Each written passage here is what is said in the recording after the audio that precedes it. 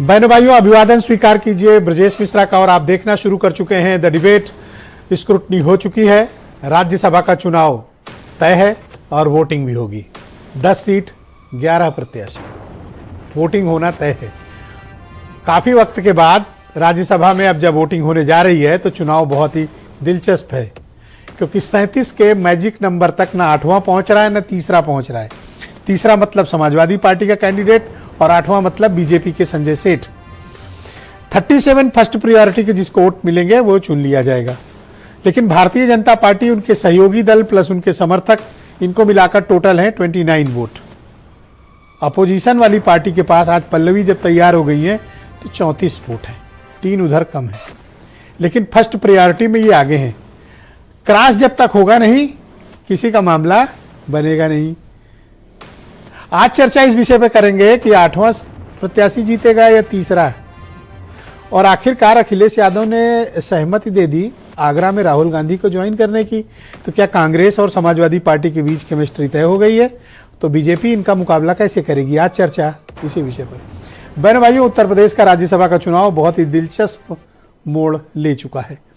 तब जब नंबर किसी के पास नहीं है, 37 के मैजिक नंबर से 8वें और तीसरा प्रत्याशी यानी पक्ष और प्रतिपक्ष दोनों के प्रत्याशी काफी दूर हैं। ऐसे में बिना क्रॉस वोटिंग के जीतना 8वें प्रत्याशी के लिए बड़ा मुश्किल है। यानी अब यह तय है कि सेकंड प्रायोरिटी वोट से बात बनेगी। अगर सब कुछ वैलिड होता है, कोई क्रॉस वोट नहीं करता है तो बड़ा दिलचस्प होगा ये देखना। अगर बीजेपी को अपने प्रत्याशी को जिताना है तो उसे कम से कम 5 वोट समाजवादी पार्टी की तरफ से अपनी तरफ लेना पड़ेगा। उधर कौन कौन है? Samajwadi party plus Congress 2। इधर सबको जोड़ लीजिए, इंक्लूडिंग राजा भैया की party, including Bahujan Samaj party, तब टोटल और आरएलडी भी अब उनके साथ है। हालांकि आरएलडी ने अभी ऑफिशियली ऐलान नहीं किया, बट ये मोटा तौर पे मान लेते हैं कि आरएलडी भी वहीं वोट देगी बीजेपी की तरफ। टोटल स्ट्रेंथ कितनी आ रही है? 29। तो जीतेंगे कैसे?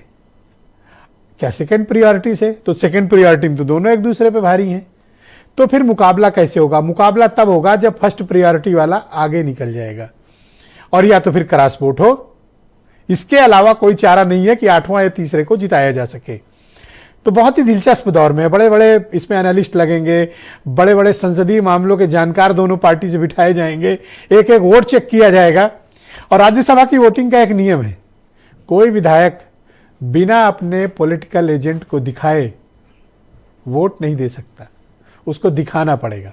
अगर क्रॉस कर रहा है तो क्रॉस भी दिखाना पड़ेगा। यानी चिन्हित होने का डर है। डर क्या? खुला है।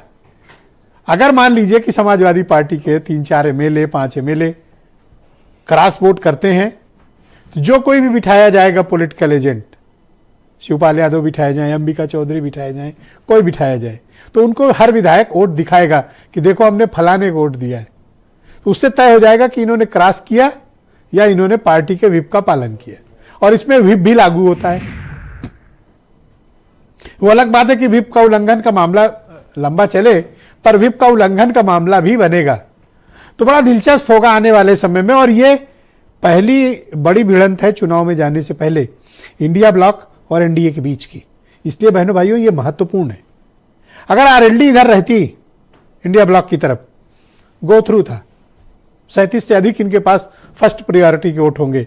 लेकिन राज्यसभा के एन पहले आरएलडी का अलग होना, यह समाजवादी पार्टी के खेमे को थोड़ी झटका दे गया। लेकिन बहनों भाइयों, गठबंधन के बीच सीटें तो बढ़ गई, लेकिन अभी भी कहीं ना कहीं उनके बीच एक केमिस्ट्री पॉलिटिकल बन नहीं पाई। हालांकि अखिलेश यादव आगरा में राहुल गांधी की न्याय यात्रा में सम्मिलित होने को तैयार हैं। तो जब ये सब कुछ हो रहा है तो बीजेपी क्या कर रही है? तो बहनों भाइयों, बीजेपी गांव से लेकर शहर तक अपनी बड़ी व्यापक तैयारी करके बैठी हुई है। उनके प्रत्याशी भी तय हैं, उनके सर्वे भी चल रहे हैं, बूथ लेवल पे उनके वर्कर्स भी हैं। बहुत बड़ी तादाद में मैन पावर और रणनीति भारतीय जनता पार्टी ने उत्तर प्रदेश में झोंक रखी है। क्यों कर रखी है? कारण होना चाहिए। कारण 80 सीटें हैं।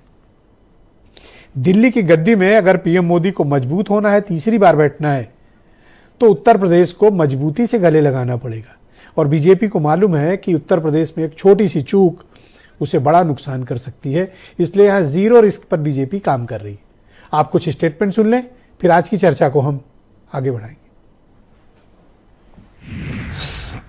कांग्रेस निश्चित तौर से हम समाजवादी पार्टी कैंडिडेट, इंडिया गठबंधन के कैंडिडेट को वोट करेंगे। भारतीय जनता पार्टी के पास संख्या बल नहीं था, फिर भी राज्यसभा के चुनाव में अपना 8वां प्रत्याशी उतार दिया।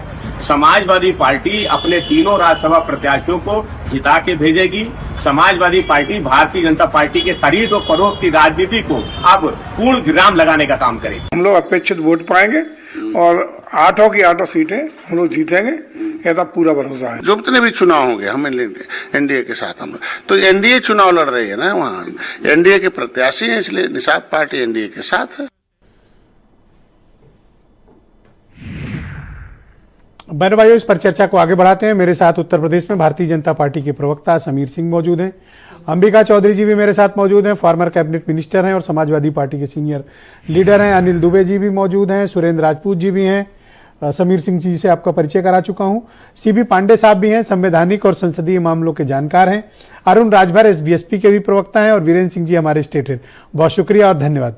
समीर सिंह जी, कार्यक्रम की शुरुआत आपसे करना चाहता हूँ। 29 ही तो हुए, सब कुछ जोड़